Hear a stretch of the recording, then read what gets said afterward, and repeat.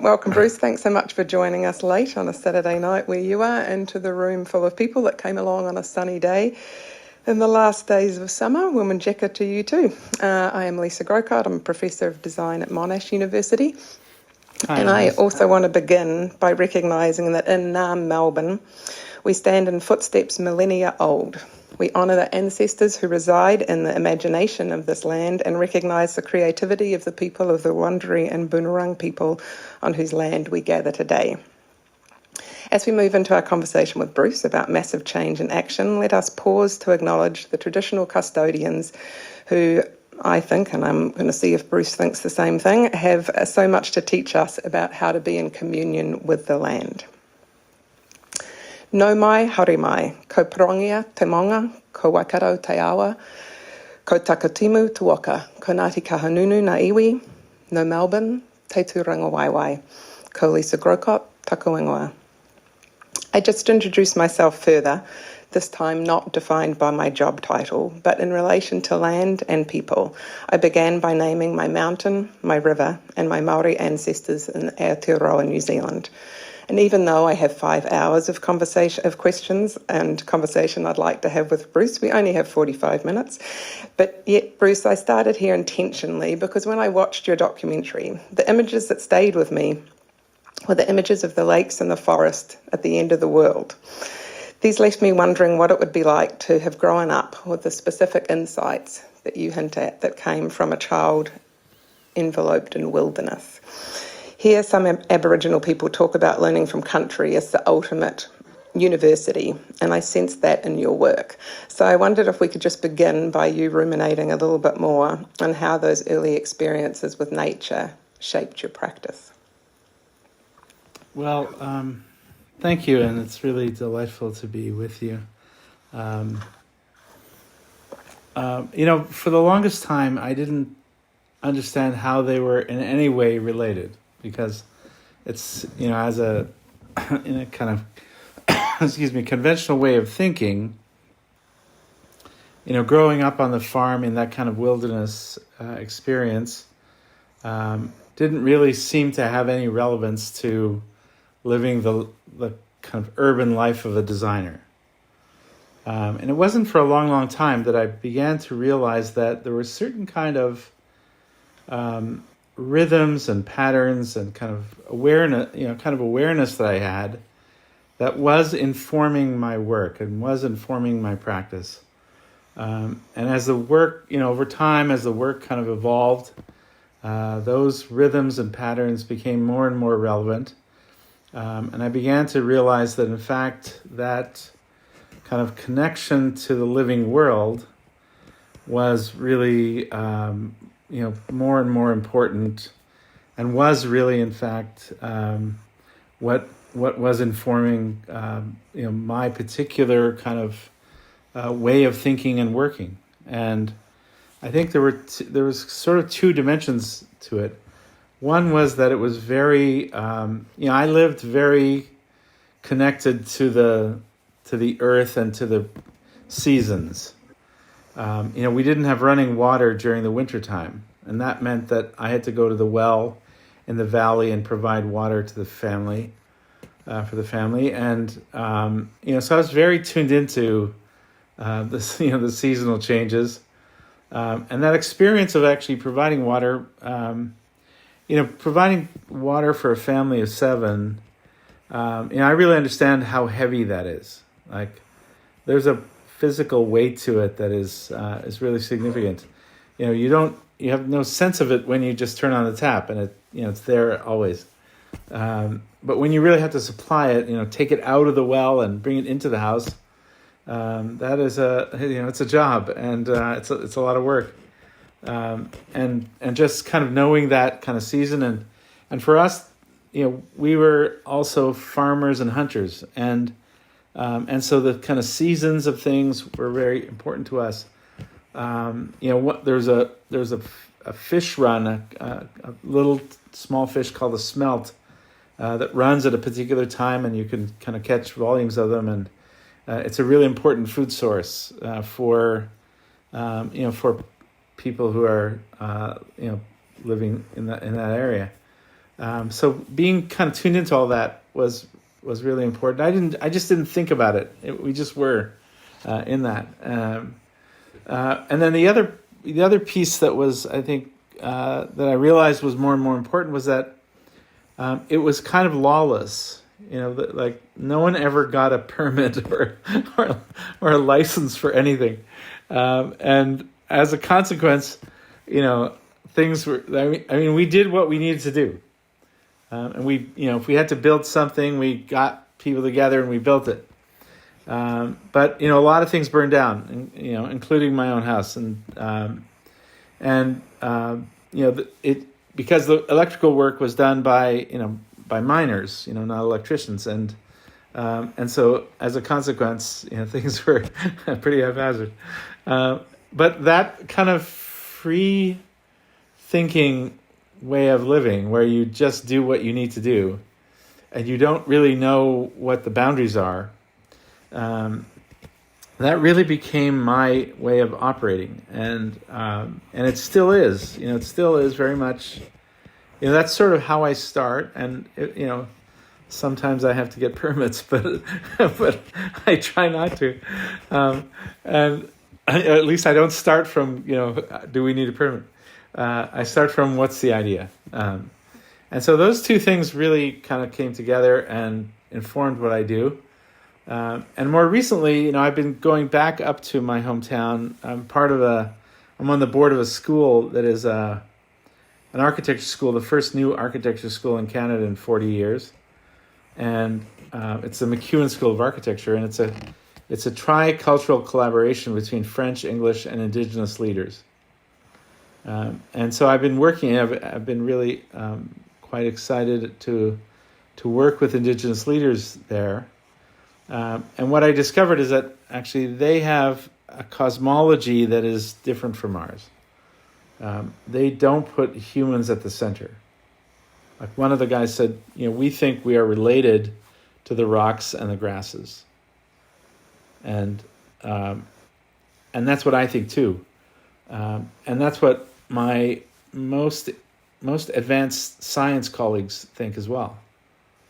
And I realized that way of thinking that actually puts life at the center, not humans, is an altogether different perspective, and we get to different results. But we have a culture that is almost 100% about us. We've designed the world around us, and we keep insisting that the universe revolves around us, even though Copernicus told us it doesn't. We keep insisting that it does, and so we keep doing all kinds of things that are disastrous ecologically and disastrous to the rest of life, and we've come to a precipice where we're going to pay a price on a scale that the world has never seen, and I'm trying to do everything I can to prevent that. I also like that you're doing everything I can for me not to have to ask any questions, because you've literally just jumped through my next few questions, which was brilliant. I was going to ask you to talk about the MacEwan experience, and then I was going to ask you to talk about life-centered design. So this is brilliant. I'll just open the floor to you. One thing I want to tie back, though, to this question about the cosmology and the life-centered design focus, and I just want to give you a bit more space to position that in a critique of human-centered design, right? Because I think there's sort of interesting implications for us in design practice to move away from that framing. Well, it really goes back to Genesis, and when we are told that basically the world is there for us, and we are given the world, and we have dominion over it, and that we are separate from it, and that we are above nature and separate from it. And so we kind of, 2,000 years ago, we start with this mindset that we own it. And we've been building on that idea for 2,000 years. And and it still informs practically everything we do, unfortunately. And we have to get away from that. We have to get to a cosmology where, in the indigenous cosmology, we come to life along with all the other species to honor and respect life. And so we're there with everyone else, with everything else. And we're part of it, and they're part of us. And you realize that, when you look at the science of it, I had this incredible experience with E.O. Wilson, who was one of the greatest life scientists of the last century. And he edited the complete works of Charles Darwin, and he wrote a book called Consilience. I mean, he's a really amazing scientist. And I had a chance to go into the jungle in Panama where we were working on a project, and he came to help us. And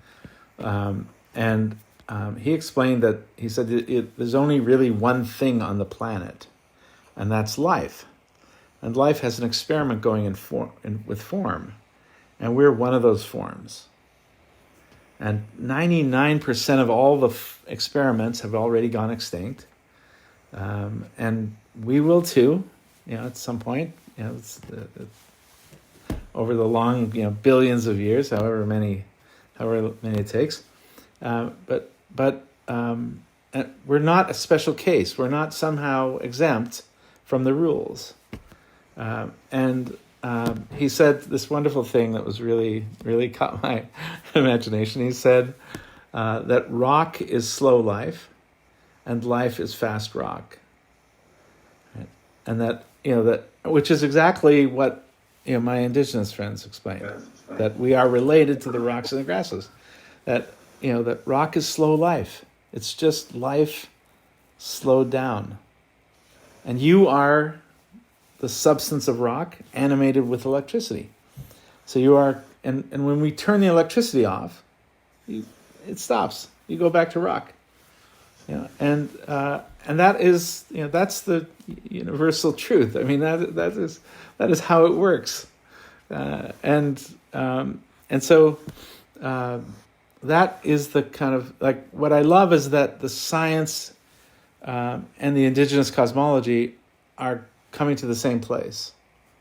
And we have to, we need to find a way to get our society to that place so that we can start to actually make our decisions, in this new way. And it means, it means changing how we do things. And that's what I've been working on, trying to help people see that we are going to change everything. And I think, for me, the challenge of that is that it is really disturbing for most people. Is that, when I hear the words massive change, I get excited. Most people hold on to their wallet and back out of the room. They're not excited by it. They're afraid of it. And we are in the midst of a level of transformation that the world has not ever seen. If we're going to succeed, we're either not going to change, and then the changes are going to happen to us, or we're going to change on a scale that the world's never seen in order to succeed. And either way, we're going to see changes like the world has never seen. So it's we're either going to do the changes, or the changes are going to happen to us.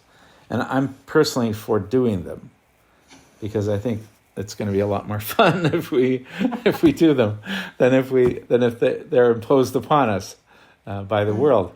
And so, but it means pretty fundamental changes in terms of how we think about how we live.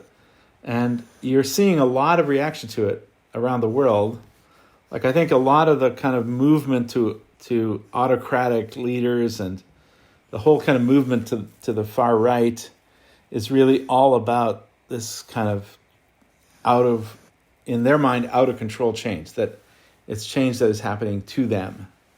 And I think we've done a terrible job of actually bringing people into that change and having people part of it, making people be part of that, transformation in their community, in their way of life, in their job, in their, in the way that they eat, in the way that they, move around, in the way that they live. We've kind of put those decisions into such an elite place, such an exclusive place, and the conversation is all about that exclusive group, by that exclusive group, for everyone else, and it has the effect of alienating people. They think that it's a conspiracy. They think it's somehow a secret deal, and it's mostly because they've been cut out of the deal. For good. I mean, they're right to think that something's up because something has been up. They got the short end of the stick over and over again. And in America, 1% of the country owns 40% of the wealth. And when you extend it, 9% owns 76% of the wealth. So, when you look at the top 10%, it's 76% of the entire wealth of America. I mean, think about what that means, is owned by the top 10%. And 50% has access to 1.5% of the wealth. So the fact that they are turning to conspiracies should not come as a surprise to us. Yeah. And so, we need to think differently about how we communicate this, how we, open this up in terms of our language, our stories we tell, our invitation to these ideas. We need to change the way we do things. That reminds me, my son said yesterday he was trying to work out how much I'd pay him to do a job around home, and we were talking about the minimum wage, and then he came back an hour later and said, is there such thing as a maximum wage, Mum? And he wanted to understand how capitalism worked, and I was explaining the discrepancies you're describing and how that's so radically changed in my lifetime. The Design Week is what your film is part of being screened at the moment, and the theme of it is, design the world you want. And I was sort of thinking of the fact that we even need to say that is kind of funny, right? Because I guess we grew up in the world of, design the world that capitalism wanted, or design the world that, modernism prescribed, and, there's sorts of narratives and scripts that we've just sort of bought into. And I think that you're right to place agency, at the kind of centre of this. I was wondering whether a follow-up question to what you were just talking about is, how in your work you bring in a sort of co-design, a way of engaging people into that work. Because it seems to me like, at least over my lifetime as a designer, there were certainly really explicit scripts about modernism that I internalised, right? And so the sort of idea of this one world in it together, etc. And obviously you've kind of embraced this global citizenship notion and the kind of tasks that you've taken on. And I was struck by one of your principles of design the difference, not the object. And I'm reading a book at the moment that's it's actually just what you're talking about, of science community and Indigenous knowing sort of coming together as two different fields of knowledge. And the book's called A World of Many Worlds, and it has this idea in it about world making can obviously seem like a kind of vestige of the colonial project, but it posits that concepts themselves are world-making tools, but the worlds are particular to the knowers of that world. And so I was sort of thinking how when you go into these other countries, etc., and you, on the one hand, we clearly need to think as a, planet and be addressing things, but then the work itself feels very, culturally placed. So I was wondering, how do you, bring together the sort of tensions of that and this idea of, co-designing with people, giving them an agency, giving them a sense of the role that they can play as designers in the work you're trying to... Well, let me try to answer that with... I think one of the... I start from the idea that is, I think, at the core of design practice, which is empathy, which is really caring. I was asked to do a lecture on the Cooper Hewitt Design Collection, which is the Smithsonian Museum Design Collection in New York. And I was looking at all the disparate things that they have. They have, basically any kind of thing you could imagine. They have one in this collection, and I thought, well, what is the commonality? What makes it be in the collection? And I realized that what really all these disparate things have in common is caring. And they care about the user experience. So that's how it begins. Right? So you think about, what does a designer do? They really care about the user experience. They care about the person on the receiving end of that work. Right? So I'm doing something. I think, who is going to do this? Who is this for? What is their life like? What are they trying to do, etc. And what I realized was that you have a quite extraordinary opportunity in that design culture, because you have a culture of leadership, because you're in a moment, you're in a kind of, like, when you're designing something, you're at this kind of fulcrum where you're about to decide how people are going to live. And so the way that you do it, the way that you decide, is how lots of people, possibly are going to live their life. You're going to decide how they make their coffee in the morning, or you're going to decide, how they cook something, or how they get to work, or where they work, those kinds of things, whatever you're designing. So you're deciding how people are going to live, in the future, and you could be deciding for hundreds of people or billions of people. You could be designing for a lot of people. And so you have this kind of moment of leadership that is informed by caring, which is a very rich possibility if we really take it seriously. And if you think about caring, when you care about the person, you can't imagine a successful person in a toxic community. So by extension, you care about their community, and you can't imagine a thriving community in a toxic environment. And so by extension, you care about the person, their community, and their ecology.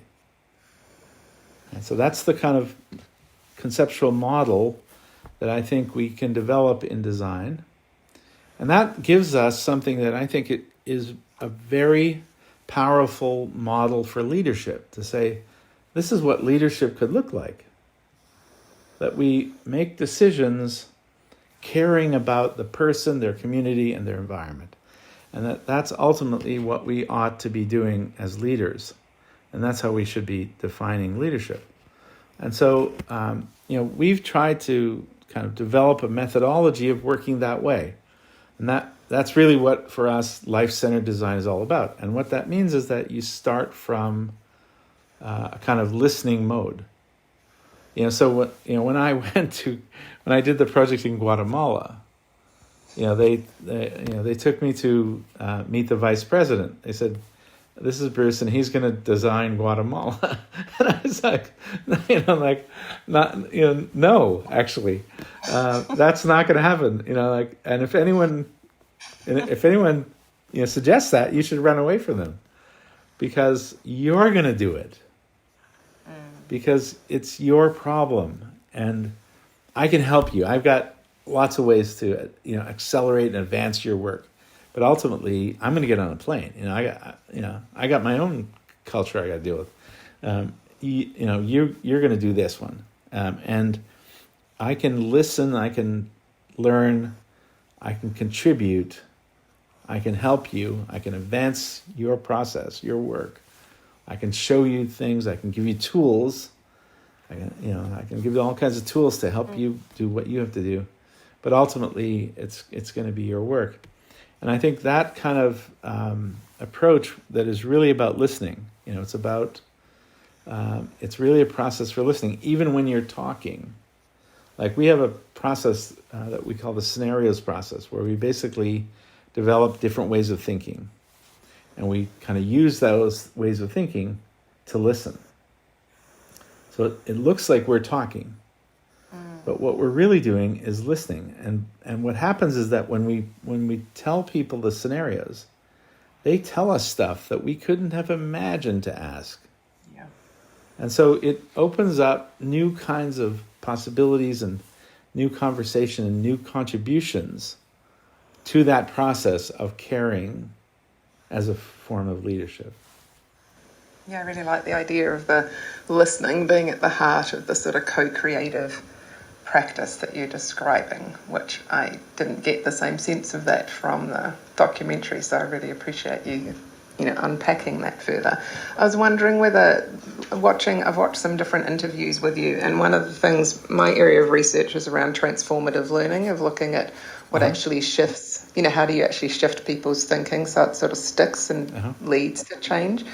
And I was struck by there was multiple times in presentations where you're talking about someone just asking you a question, right, or a student coming up to you afterwards, or these sort of provocations that became moments for you where there was some epistemic shift. And I wonder, listening to you talk about what you just said, and then the way the documentary just really has like a kind of little 1 minute moment, right, where you describe that that being a non-Muslim meant that that made it complicated with Mecca. And I wondered, do you feel the response you just gave, do you sort of see that as a evolution of your thinking? Did you feel like even with the Mecca project there was ways that you were centering that expert, like creating a co-design or co-creative way of approaching that? Or everything we do is collaboration. I mean, I like to say that, left to my own devices, I would do nothing. Right? Like my preferred state is doing nothing. So, it's unlike an artist. Right? Like an artist is going to do it, come hell or high water. And I have that dimension in me as, in some way, but a lot of the work is only really done because someone insists that I do it. And I have to kind of make it happen. And so it's really a collaborative, it's a very intense, usually, a very complex collaborative process. For something like Mecca, it's a big team of people from their side and from our side, of trying to understand, how does this work, and what's the problem, and how can we do this in a better way. I want to circle back to the piece where you were talking about empathy, and then you sort of took empathy to this place of emphasising care, which I find really interesting, because to me there's a subtle shift, I guess, and maybe it's because I can't help but separate empathy from the language of human-centred design. And then when you were talking about care, it feels like you're just moving slightly away from a kind of user-centred notion of empathising with the user, right, to this, that your people, community, ecology piece, care feels easier to translate across that. And I wondered whether, from my perspective, when I think of, if I was to put a tenet at the centre of a sort of co-design practice, and with, I guess, an Indigenous lens, I would think of reciprocity.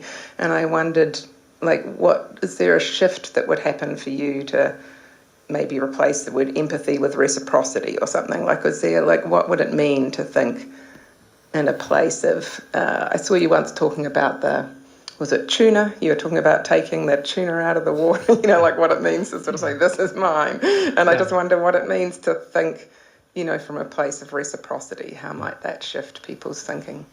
I think we have such a big deficit in our thinking about economy. Tell me more. That we just don't have good concepts for this kind of thinking, right?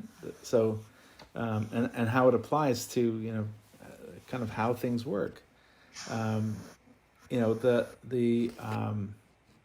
way that we, because we still, even though we have, proved scientifically that the universe doesn't revolve around us, we keep reasserting that this is that we're the center of this, that we're the only narrative that counts. and we work against nature. I mean, just go up in an airplane and look down and see what we're doing. I mean, you can just see it, that everything we're doing is pushing nature out of the way. We're pushing it away. And one of the projects that the students do at McEwen is they go into the forest, and first of all, the school has a forest as part of the school, which is I think a stroke of genius. They go into the forest with an elder, indigenous elder, and they find a birch tree that is ready to give up its bark, in their words. And they proceed to take the bark from the tree. It's just before the tree dies, just before a birch tree dies, you can literally make one cut and the birch bark comes off as almost one piece. So they remove the bark and they proceed to make a birch bark canoe in the way that's been done for thousands of years. And they make one of the most beautiful things that the human species has ever created. And it's also one of the most useful. And they have a smudging ceremony and a naming ceremony, and they launch their canoe and they experience this incredible thing. And if the birch bark has breaks in it, they make a material that is made out of bear fat, spruce gum, and ash from the fire, just to kind of seal the joints in the birch bark, and they make this incredibly beautiful thing. And they have this, I just think I think it's the most brilliant project I've ever heard of in an architecture school. And when that birch bark canoe is finished, if it's broken or it just wears out, you can you basically bring it back to the forest and leave it there. And in no time at all, it becomes food for the next generation of life. And that has to be the model that we design to. Like, we have to design in a way that has that cycle of life in the way that we live and work. And almost all of our conduct presently is just radically opposed to it. It's like we are just scraping the earth of value and sucking all that value to the centers, as if somehow that's going to be the greatest thing on the history of mankind. And the cost of it is going to be just absolutely staggering. And on a level that we haven't even begun to experience.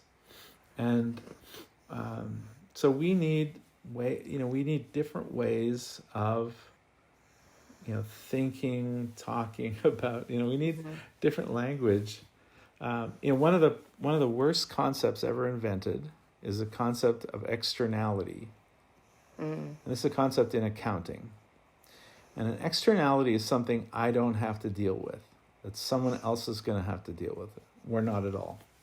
So when I drive my car, if I have an internal combustion engine, I buy my gasoline, I don't have to deal with, I don't have to pay for the exhaust that comes out the other end. I just drive forward and it's left behind me and it goes into the air, and it's an externality. And it's someone else's problem. I'm driving to work, or I'm driving on my holiday. I'm having a great time, and I don't have to deal with it. And that concept of externality is basically applied everywhere in the way that we currently do things. So anything we don't want to solve, anything we can't solve immediately, we just say, oh, that's an externality. Take it off my books. Put it outside of my system. Well, in ecology, there is no exterior. There is no outside. You can't dump it outside of your system because there is no exterior to our ecology. And so we still operate with an out of sight, out of mind operating system. That we can somehow just put it away somewhere and it'll be gone. But it's not gone. It's just away. and Yeah. and it's coming back to bite us. And for me, that's why, like, I love working on global projects that really have no exterior. Because almost all companies still operate with dumping grounds. They still work as if, well, we can dump it there. We'll just dig a hole and we'll put it in the hole. And what you realize is that actually, like, all that, like, that way of thinking has to end. Yeah. That's a perfect segue for. I want to link back the car driving forward with the exhaust going out the back, with where you started this little piece around the idea of how much we radically need to shift our thinking, right? Like, to me, I think of that our very mental models that we have are kind of faulty. And the car analogy was just perfect, because when one of the first times I heard this different Indigenous conception of understanding the past and future was actually in Mexico from Mayan people, but then I went back and there's similar stories here and Maori in New Zealand. And it's this idea that if you think of a sort of modernist script of progress, that the optimism is part lies in looking to the future. And so if we stand forward, the way that we think about the future is that it's, what we're looking at, and the rear view mirror is of the past. And so your story of the McEwen one, why it sort of quickens my heart to hear that story, is it is a flip of this Indigenous framing, which is this idea of what would it mean for us to think that when we look forward, we see the past. And that in the rear view mirror is the future, and the future is coming toward the past.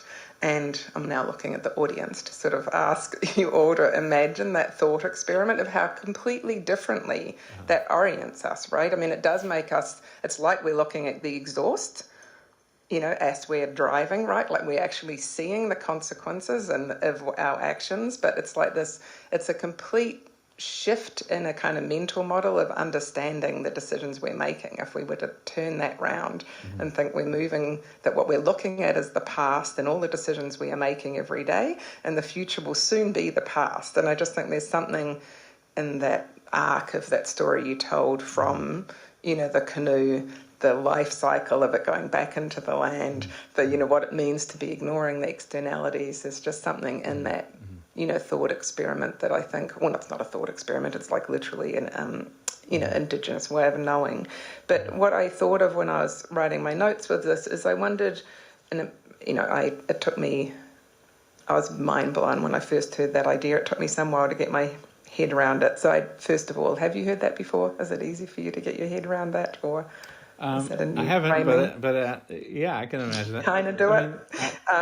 What it made me think of was your design for perpetuity, right? Like, it's an interesting flip of not just the, like in your 1,000 years thing with Mecca, it's sort of like that, right? There's this kind of, like, you are thinking of how it circles back, but I just wondered, if you wanted to at least play in real time with that idea of what that might mean for design for perpetuity, to take, your canoe story, how we shift people's mental models. You can take this anywhere you want, but I mean, we have to, however we do it, like, however, and I think that it's such a big opportunity.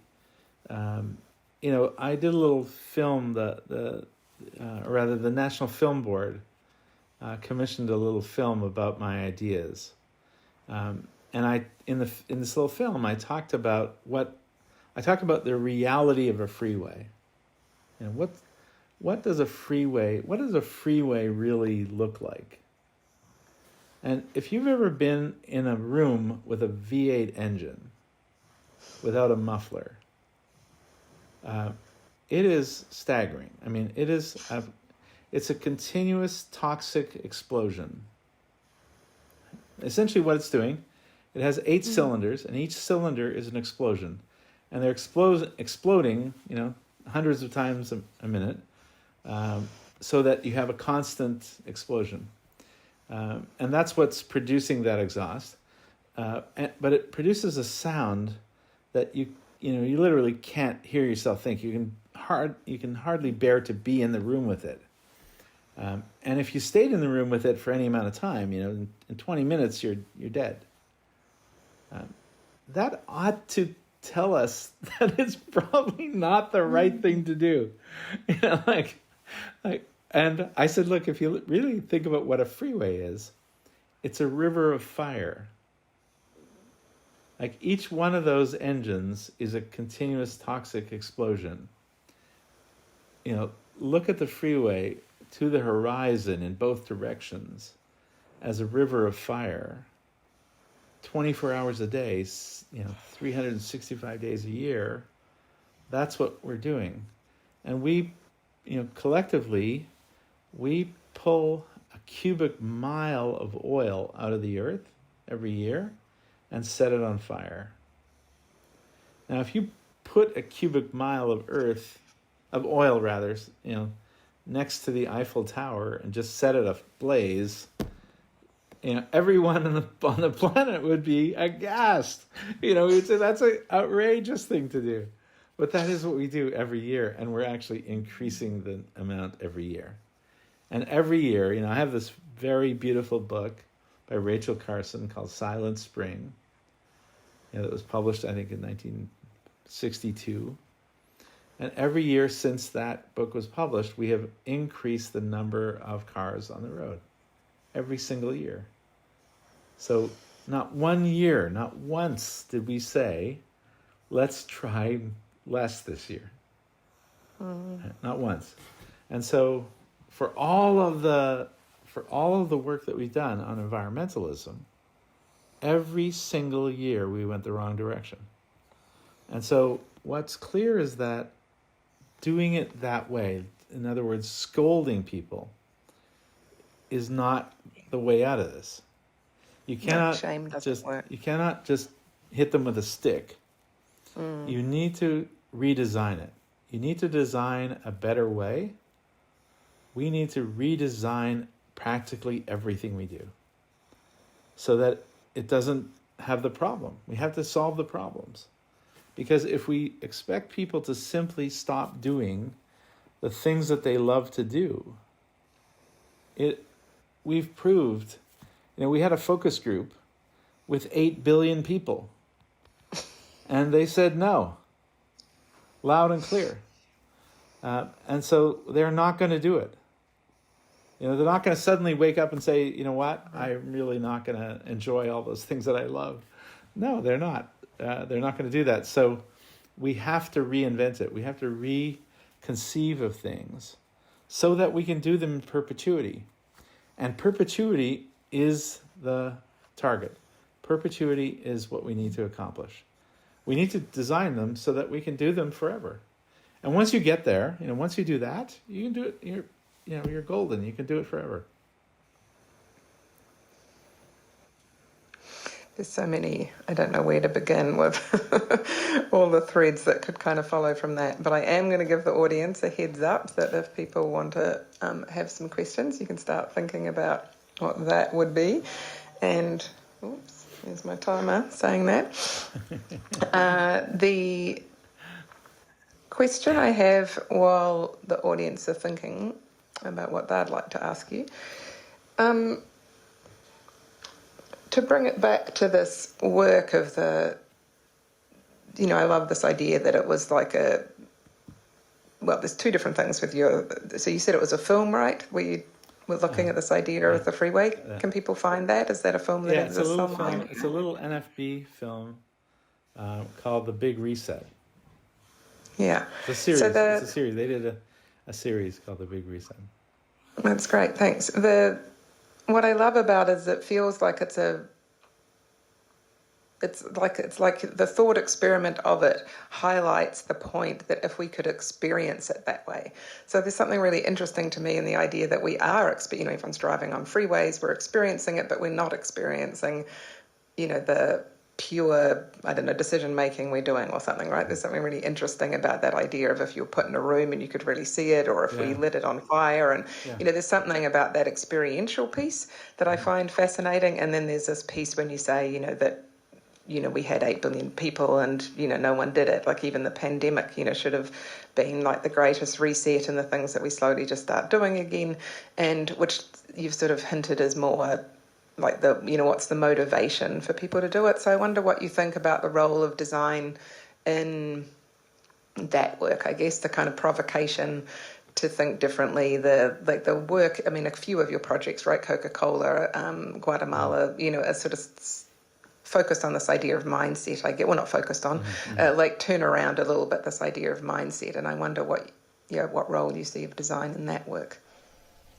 Well, I think all of our work is, any work that designers do is involved in that, has that dimension to it, right? And if you think about what we did with the car, right? Because the car used to be, very much in touch with, like, we used to feel how fast we were going. Now you basically don't know because the car is so beautifully designed that you can read, the newspaper and, listen to Vivaldi and, and the car drives itself and, it's quiet. It's like, you're on a cloud. That's all designed. We designed that for you. Like we designed you away from the reality. Yeah, the air conditioning, that means you can go for 8 hours instead of 30 minutes. Fabulous. Right? All that work was designed to move you away from the reality of what's happening. So part of what we have to do as designers is to, is to really take responsibility for the implications of what we're doing. So when we do that, if you take someone away from that reality, you better solve that problem. Because if you're really just keeping them away from it, if you keep them unconscious and you dump that problem onto the rest of society and into the environment, you should go to jail. You should be brought up on charges because that's what you're doing. And you have the responsibility for it. You have the consciousness of it because there's no way that you're not aware of it. Wow. Oh, okay. Okay, sure. I'm just being prompted to just quickly have one or two questions before I'm going to take my glasses off so I can see the audience. Has someone got a question? Yeah. So how do we move away from that externality sort of thinking? So the question is, how do we move away from the externality kind of thinking? Well, there are wonderful people who are working on that problem. Our friend Zita Cobb, she is a really extraordinary person.